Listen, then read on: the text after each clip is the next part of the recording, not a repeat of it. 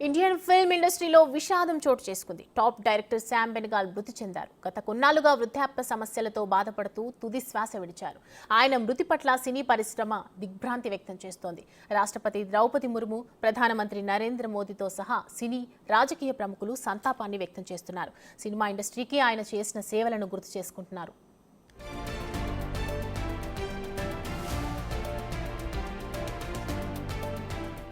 శ్యామ్ బెనగల్ డైరెక్టర్గా, రైటర్గా మంచి గుర్తింపు తెచ్చుకున్నారు.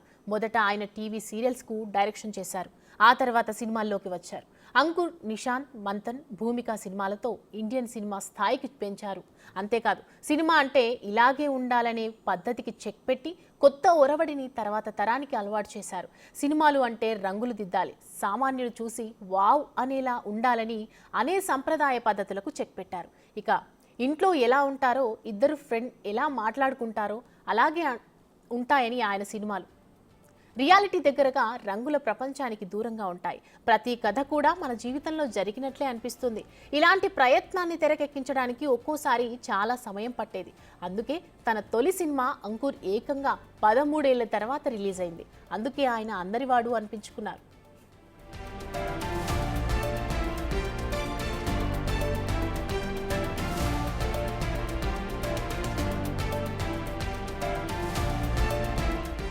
బెనగల్కు వచ్చిన అవార్డులే ఆయన స్థాయిని గుర్తు చేస్తాయి. కేంద్రం ప్రభుత్వం ఆయన్ని పద్మశ్రీ, పద్మభూషణ్ అవార్డులతో సత్కరించింది. 2013లో అక్కినేని నాగేశ్వరరావు అవార్డు, 2003లో ఇందిరాగాంధీ జాతీయ సమైక్యత అవార్డు అందుకున్నారు.